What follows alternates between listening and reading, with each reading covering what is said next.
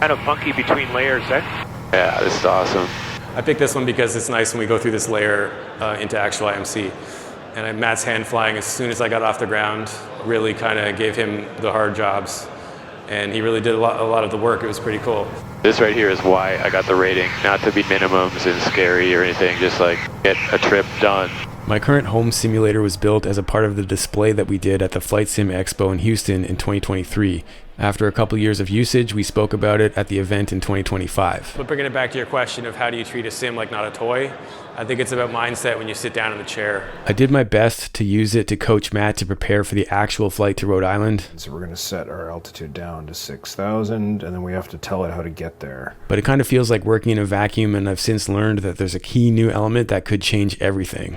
But it's hard to do on your own. Like, you don't know. It's a blind spot. You don't know what you don't know. So Bernoulli's about like being ahead of the plane and focusing on those learning moments.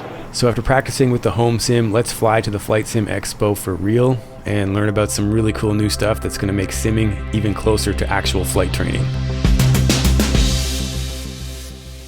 Pretty much dawn, just got up with Hoover. It's looking like a good summer IFR day. If I can just get ahead of what's coming from the west. I've been watching that system for the last week. And it's here. Go pee, buddy. So I filed an early morning departure IFR with Matt heading eastbound to Rhode Island to get ahead of that weather. It's causing a SIGMET that's south of Buffalo, all the way to the east of Buffalo as well. So that's why we're not going that way, which is my preferred way to get out of here so I can clear customs quickly. So we're going to Watertown, which puts us above Lake Ontario for the entire route all the way to Kingston. The weather briefer told us to be concerned about weather getting there at or about our arrival time. I guess a little bit after. He was like, don't stay long. But nothing about what I'm seeing in the TAFs or even the SIGMET doesn't even go that far to the east say that that's going to be a problem. Like there might be some IFR weather like what we're seeing here where it's not beautiful VFR, but I don't think we're going to see storms there by the time we're there. But anyways, we are prepared to divert further east if that's what happens, and we won't cross the border and we'll piss off customs, but it is what it is. So no doubt there was some pressure to get there, but we gave ourselves lots of time. But regardless, this was a real flight with actual stakes. All right, we're in it. So quick recap about my history with flight sims. I've been using them for years. Obviously now I'm flying behind this awesome latest and greatest equipment, but I did my initial instrument training in an old PA-28. That airplane had a panel primarily based on a steam gauge 6-pack, no autopilot, and the main navigator was a Garmin 430. I was able to bang on it for hours at home between training sessions with my longtime mentor Dennis. He's the guy that got me into tailwheel flying, which was a huge game changer for my flying in general. So it was only fitting that my 2.0 simulator is now living in the same hangar as the Super Cup that I first flew, so Dennis can work with students on learning the G1000. Matt has been using this setup to bolster his private pilot training, and hopefully he'll get the license done this year. He's a longtime friend of mine, also a sim expert, and he was a part of the crew here at the SimExpo. The theme of the booth that we set up here was to actually assemble and build the simulator that would match the RV14 at the booth for the first time. So then the ultimate evolution is where we're at now, which was what we did at the Houston Expo. So we've used like a whole bunch of products from off the floor. We've got some real sim gear technology in there. We've got some virtual fly stuff. We kind of like picked bit from everywhere. We called it the Franken Sim. We're mostly done with our setup back there. Matt is working on tweaking the final settings of the sim, and he was flying with me in the edit suite while I was cutting this episode. And Matt is practicing the actual route that we're going to fly to Rhode Island on the sim, and he's going to do as much of the real flying as he can take. Yeah, we're within the glide ring, just barely. I'm expecting another left turn very shortly, hopefully. Charlie Golf Alpha, climb 5,000. Climb 5,000, Charlie Golf Alpha. Gonna do it? Yep, bug it. First bug it. Okay, and then how are we gonna get there? Some really good questions came up during our talk at the expo. But I've been having trouble with like the realism. It's hard for me to see the sim as not a toy. You know what the biggest thing to do is to treat it like an airplane, sit down with it cold and dark, and run checklists. So when you get into that mindset, and you can also use an actual aviation headset if you want to really feel that, and then talk to ATC, with a service like Pilot Edge. So you'll sit there on the ground and get a clearance with it idling. burn the digital gas, you know? More real aircraft manufacturers and pilots are taking home simulation very seriously, and it was really cool to see this airplane there. It's the Chop Man. How's it going? What's up? I flew it with my daughter before it got that awesome paint job. That's the Super Patriot Mark II. I'm proudly wearing my Patriot aircraft shirt underneath my Flight Shop shirt here at the FlightSimExpo. To get a real airplane into this convention center is pretty cool. So tell me about the motivation to do this, because you're putting this airplane into the sim. Yeah, that's the thing, is we're putting this airplane with Parallel 42, putting it in Microsoft 2024. We'll hear more about how they pulled that off shortly, but for now, what Luke has developed here is definitely going to change the utility of home simulation. Bernoulli is a flight intelligence, acts like a virtual flight instructor. Sits in your sim. I kind of say it's like a flight instructor is pulling a chair up next to your sim and making sure you're doing things right. When you use Bernoulli, you get these moments of being confused about what heading you should fly on downwind. And Bernoulli's like, okay, we're landing runway 32. What heading is that for downwind? And you have the student go, you have this moment. Or, hey, how much fuel do we have on board when we are arriving at destination? And the student goes, I don't know, haven't thought about that before. Where's fuel? I don't know. So Bernoulli's like, okay, fuel flow, fuel on board, ETA, let's start calculating this thing. And there's a learning moment in the sim that's easy to do if the instructor's ahead of the plane and thinking about it. So not being an instructor and not having Bernoulli yet, I did my best to set Matt up for success in the real airplane. Yeah, press twice for pitch, 1, 2, and we roll it up a little bit, and yeah, keep rolling it to 7 degrees. You can look at yours. I know in the sim it wasn't there, so you're looking. Everything's good to go, armed in pitch mode, which is what I typically do. And then once I'm happy, I press IAS, and it doesn't pitch hunt for my speed. What you're going to do now is wait for 135 and then press IAS. Remember we talked about pitch hunting? Yep. So get us there with pitch, so you can manually one more click, and then right about now click it, IAS, and then it parks there. If you just picked 135 from level, it would have This setup is nearly one-to-one to the real airplane, but there are some bugs. So I should be able to do this to change the pitch. So in my airplane, that does that. So let's try IAS mode, and that does work to slow us down. And now the flight director moves up. Yeah. So this will work, but the problem is in the real airplane, if you do this, it will pitch hunt. Having him play with the avionics, manage the autopilot, and understand where you're at with the automation. I guess that brings up the point of workflow things that aren't still quite one-to-one. In the airplane, I was trained by a jet pilot who gave me the good tip of when you climb out, or even any climb, use pitch mode initially to not have it pitch hunt for a speed if you use IAS mode. So you set pitch mode, dial up a pitch, whatever you want it to be, and then when the speed, because I'm going about 160 indicated or something, I want to climb at 135. So I'll just, when I get my climb, dial it in and then press IAS twice, whatever it is. It puts you in pitch mode. Any of the vertical buttons, I think, twice will do that. And then you dial it in with the wheel on the autopilot controller, and then when you get to the speed you want, then press IAS, and it doesn't pitch hunt. In the sim, it doesn't work. The pitch mode, you can press it, but the wheel won't let me select. So I was like, oh, that's too bad. But that's the kind of feedback that I can probably get to the developers to have them fix that. But just little things like that, where it's even still, this is so close to being one-to-one, but it isn't quite there. But some things are nearly one-to-one. Okay, so we're leveling off, so I'm going to now, we're screaming because I got my climb power still set. I'm going to bring it back to 22 inches and about 2350, which should bring me to 65%. And I had Matt practice setting up for cruise while using ForeFlight on the iPad connected to the sim, which exactly matches the actual workflow. For prop, just set it to 2350. And that should bring us into the neighborhood of 65% power in the real airplane. Pretty much those numbers in the real airplane are 65%. Yeah, look at that. See the numbers 2350 and 22. Yep. That pretty much puts you at 65% power. In our mixture, we're lean. Fuel, select the tanks. And itinerary set. Oil temp is good, and cowl flaps, they're closed right now. Cruise check's complete. Yeah. Now we can talk about briefing the approach and getting ourselves closer and do that. So as soon as we kind of level off, we'll start making plans about what we're doing for the approach and rechecking weather and stuff with all we got access to here with SiriusXM. So we're going to check TAFs and METARs from what's around, and we'll get an idea of what approach we'll probably do. And then once we're talking to this controller out here for the approach controller, which will be a while, we'll negotiate a plan. The home sim setup was definitely helpful getting us prepared for this trip, but I still feel there's a lack of guidance when I'm using it. Yeah, if used correctly, it's an amazing tool. But again, both Matt and I have experiences of using it incorrectly. His was just playing and learning things wrong, and mine was like being frustrated by not having coaching. We were talking about like how the simulator can be an amazing classroom. Well, it can only be an amazing classroom if you're being fed information correctly at the right time. I think pilots who are using the sim want to do things right. Yeah. They do. Yeah. People want to do things right. And so how do you facilitate that like an instructor does? An instructor lets you go, maybe lets you go down a rabbit hole, or has to stop you. That's a really hard thing for instructors. Figuring out where is safe and when. That is hard. Yeah. Mostly, it's those intermediate communication moments.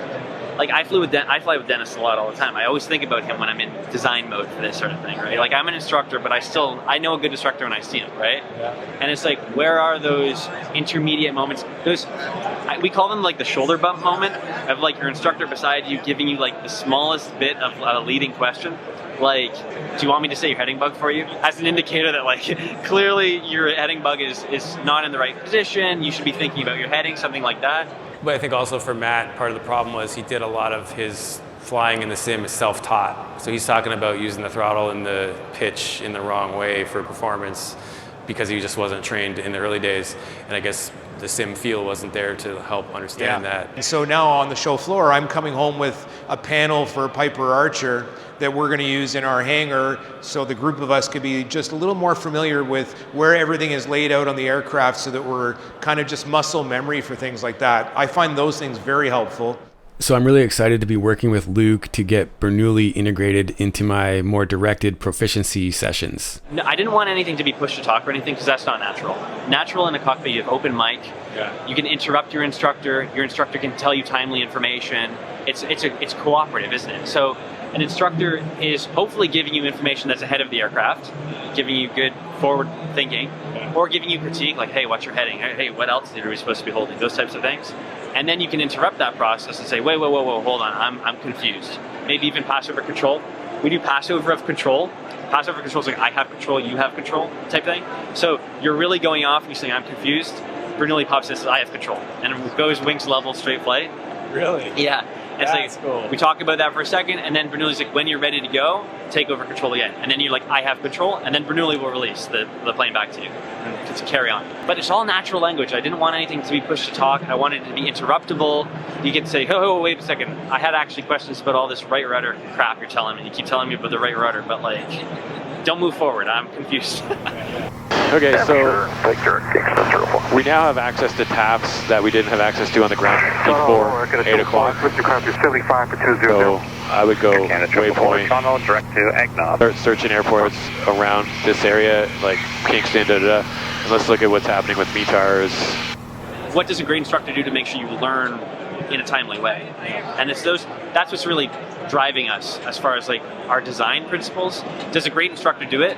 If the answer is no, then that's not really what we're focused on. It also tells you on the G5 when you bug a vertical speed, you see it? Yep.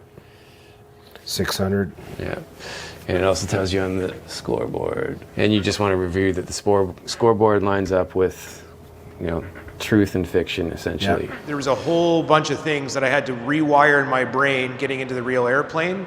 So number one is looking out the window, not looking at the instruments. And the first thing, because Bernoulli, first thing he teaches you about straight and level flight is, okay, look outside, keep your eyes on the horizon, orientation.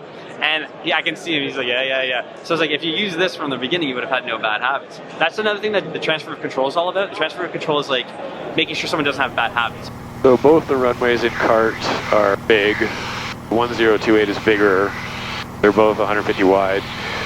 It looks like the wind is favoring 10. That's almost a straight-in approach for us, which is nice. We got an RNAV for 10. So you want to go ahead and set that up. So press CART. Uniform Foxtrot Alpha, no radar contact. So even with my clumsy guidance, it was pretty cool to see how comfortable Matt ended up being in the actual airplane after having done it in the sim. Once it crosses lower than the missed approach altitude, we're going to bug the missed approach altitude. Which was 2,000. Well, you can see it right here because this is why we like it in front of us. 2,000, and then a left climbing turn to 2,500. We're looking for 4,000 at Tari. And then we start our descent, and we're going to hit Focus Charlie at Golf two. Alpha, contact Montreal Center 135.05. 35.5. 05. Over to Montreal 135.05, Charlie Golf Alpha. Roger. Montreal Center, Foxtrot Charlie Golf Alpha, level 7,000. Charlie Golf Alpha, Montreal Center, bonjour. Bonjour. Bonjour. Try to do it in real time. Maybe don't pause, like force yourself to solve the problem in real time. But of course, if it's something that's really frustrating, then you can pause and like, okay, what am I doing wrong with the avionics here? Oh, you know, that I didn't have that mode on or whatever. I screwed up the autopilot. Select, you know, pausing is a very powerful tool that you can do in the sim. But if you don't, you can create the pressure of real time also. Graded pilots are lifelong students. But lifelong students, even if you're a great student, you need to be handed information in the right speed at the right time when you're ready for it. So like, for example, we have one maneuver here demonstrating today. That's like an intro to VOR nav. Track inbound to a VOR, do a procedure turn, that type of thing. But like, Bernoulli has to know to handle radio frequencies, OBS turning on the first maneuver. Because the first time you go to a VOR, the green needles are scary enough. It's like I click the CDI button and now like needles are green. It's like that is already enough. Now I'm just focused on flying green needles. That's enough. So Bernoulli is going to handle radio frequencies and OBS, and then slowly, of course, a good instructor will start releasing those tasks back to you. So the primacy of the first time you do it is quite important. You have to do kind of a good job. Okay, we're outbound now. We're going to do the procedure turn. I'll reverse the OBS course for you. That sort of thing. So it's about timely handoff of information one at a time. I'm stoked to start actually working with Bernoulli, and Luke is going to be at the next expo demonstrating it. I'll be there as well. It's going to be in Minneapolis this year, coming up really soon. When I came to the expo last time in 2023, it was at an airport, so it wasn't hard to display the RB14 at the expo. I was proud to do it, but I didn't work as hard as these guys did to make this happen. All right, Don. Good to see you again, buddy. How you doing, Steve? I'm good. So I'm impressed that you guys got this airplane into here. Can you tell me, how did you pull that off? You know, it was a lot of work. The team, of course, they always pull together, but we took the airplane apart in Alabama, and then we have a special trailer for hauling these airplanes anyway, but took us about a day to get it apart and stage everything properly because we wanted to be able to put it together here a lot quicker, and that was a big deal. But the other thing is it took 23 hours of driving on these roads down here that some of them are horrible. I mean, we're going ta-ton, you know, the trailer's bouncing and stuff. They open up the door behind us. We come up this ramp. It's a nice ramp on the second floor, and just the people here have just been awesome working with us. And really in about a day and a half, we had it put together and right here in place. Now, it was an adventure all the way around, but yeah, 23 hours and roughly 3 days of taking it apart, putting it back together here to show. Now, when we get ready to go home, it shouldn't take more than about 3-4 hours. Because you have to de-rig everything. Yeah, well, the thing is we didn't hook any of the cables up because we didn't need to for display purposes. You know, our people here at FlightSimExpo, you know, they just put on a good event anyway. So it's been really a lot of fun getting it all here. All the little details that are being done with the Parallel 42, you know, I got to give them the POH so that they can do all the numbers. This airplane, when it's done, will be just like you and I know it to be. They put a lot of effort into it. So what we decided when they said, hey, we're going to have this expo and we're going to kind of launch the idea behind this particular airplane, we started thinking about it and said, you know, they deserve to have the airplane here. We just couldn't do anything different. We had to be here. It's an honor and a privilege to be here, to be honest with you. Yeah, I'm impressed. I think it's probably, there's a lot of cool things here, but I think you might win the prize for the coolest thing that you pulled off here. It's been a pleasure to do this process. Yeah, because the simulation is getting more and more real with physical stuff. You're going to build a mock-up sim with the actual equipment, right? That's your goal? That's right. Yeah, we're going to build that we're going to build the front of the airplane basically, and all the control sticks and everything will be just like it is in our airplane. And so people really get a chance to come to some of the expos and physically fly this airplane. So I'm again just blown away with what you can do with all this equipment. I mean, you just got tons and tons of equipment out there. It's amazing. So until the next one, keep your flight chops sharp. Only recently have we started adding maneuvers that we call generic, and they're a little bit of like, more like choose your own adventure. Whereas like if you turn in the wrong heading, Bernoulli could let you kind of do that for a little while. Just like, shouldn't we be seeing that lake by now? You know. Right.